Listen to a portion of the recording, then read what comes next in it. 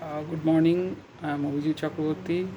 Today I will explain The Night Mail by W H Auden. Who was W H Auden? W H Auden was a prolific British American poet. He wrote this poem, The Night Mail, in the year 1936. As an assistant director of GPO, a documentary film was being made in the same name, The Night Mail. And this poem, The Night Mail, as a verse, was planned to be used in the end part or concluding part of the same named film, The Night Mail. And this verse, The Night Mail, is one of the famous example of the verse used in a film. So why W H Auden wrote this poem?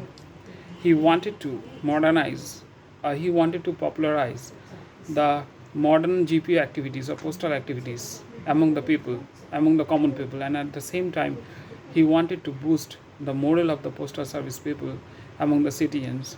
So W H Auden wrote this poem, The Night Mail. And at the beginning, I would like to tell you that Mr. Auden wrote this poem in such a way. He used the metrical form, the metrical rhyme, in such a way that it matches the soundtrack of the train going through the track.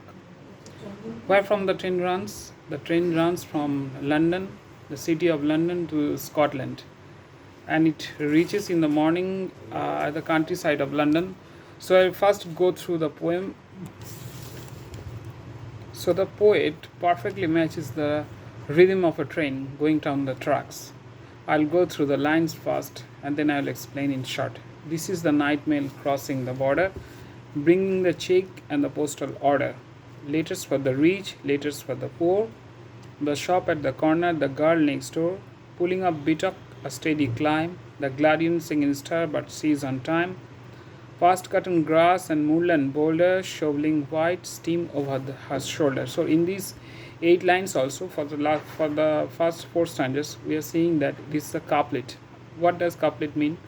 The last word of the every line matches with the rhyme of the last word of the second line. So it's a couplet for first 4 stanzas, and next 4 stanzas also similarly a couplet. It's a 12 stanza poem in all total.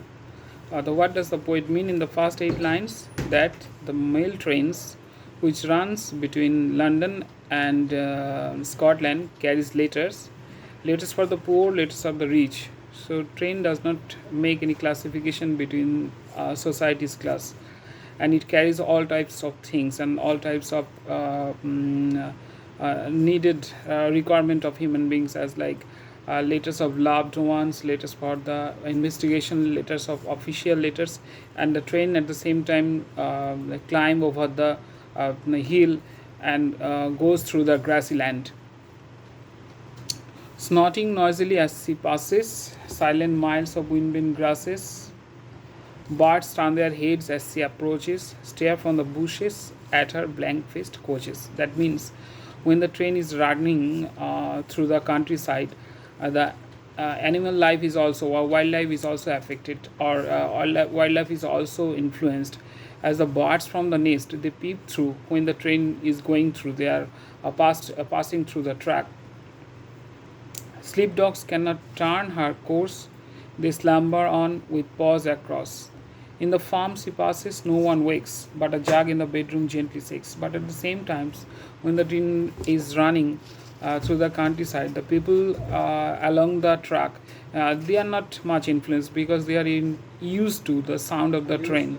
So only the jugs in the rooms that are trembling, and that only feels the presence of the train or feels the vibration of the train.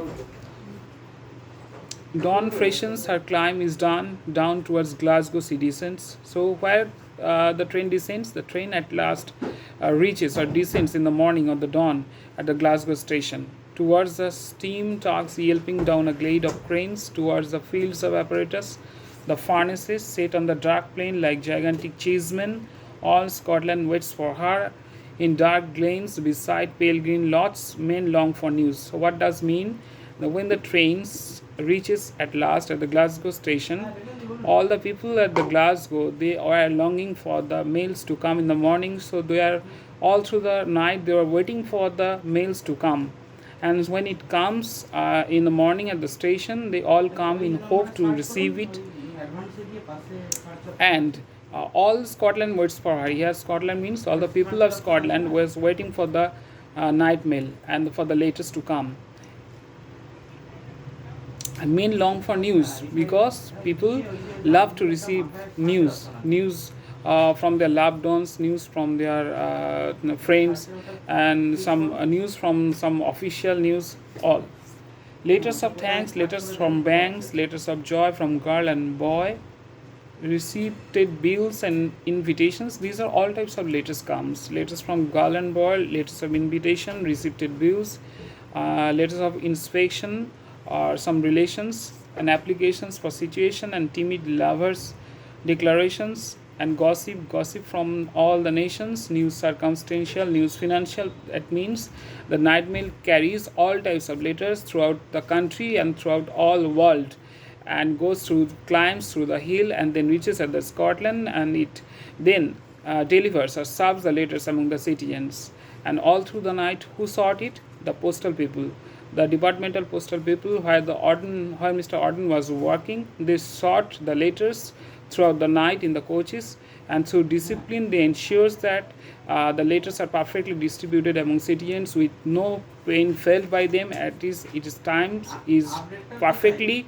The train also reaches at the perfect time at its destination. So in the opening also I told that W H Auden wanted to boost the morale of the postal service people. So the problem they faced, the obstacle they faced in their service, that is also explained throughout the poem.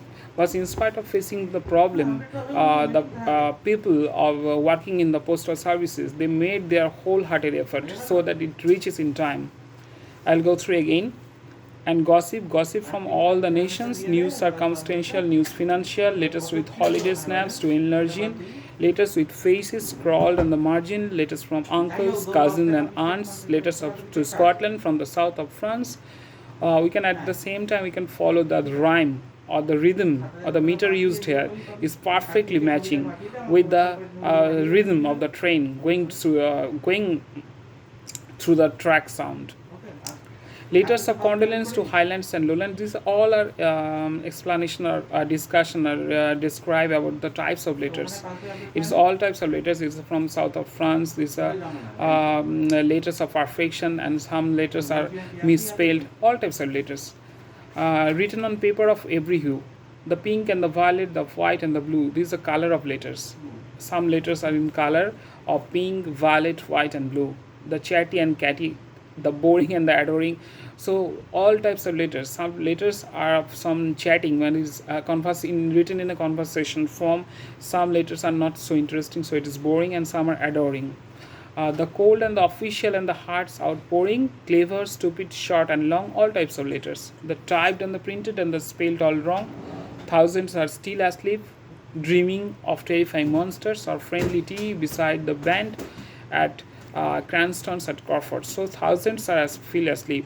The citizens who are thousands sleeping asleep in the previous night, they all are waiting for the letters to come in the station in the morning. And where the train reaches in the morning in the Scotland station, this is a city place. From which words we are seeing this? From use of cheeseman and furnace. So though the train started probably in the evening in the last night, and when all through the night it passes through countryside, but in the morning it reaches in the city side. So it's a scene of so all through the night we see we can experience different imagery of grassland, imagery of countryside, imagery of wildlife, imagery of grassland, and imagery of the white smoke coming out the shoulder of the train. We can see the birds in the nest also peep through when they sense the train is going through the track. And we can see that the people around the track, they are not feeling so much about the presence of the pain because they're used to it. But the jugs in their homes or their rooms, they are kept perhaps on the table. They are trembling, they are shaking, and they are feeling the sense that the train is going through. And the last stanza, asleep in working Glasgow, asleep in well set Edinburgh, asleep in gigantic Aberdeen, they continue their dreams, but shall wake soon and hope for letters, and none will hear the postman's knock without a quickening of the heart. For who can bear to feel himself forgotten? Without a quickening of the heart. Why? Because all our human beings, it's our psyche that we don't want to be forgotten, to feel himself forgotten, because we all want our own importance. Everyone expects for letters comes from their dear ones, from friends, from their lovers. So they wait for the whole night, longing for the letters to come from their friends or loved ones, because everybody wants in their psyche that he or she is not forgotten by her near and dear ones. That is the common sense or liking of human beings.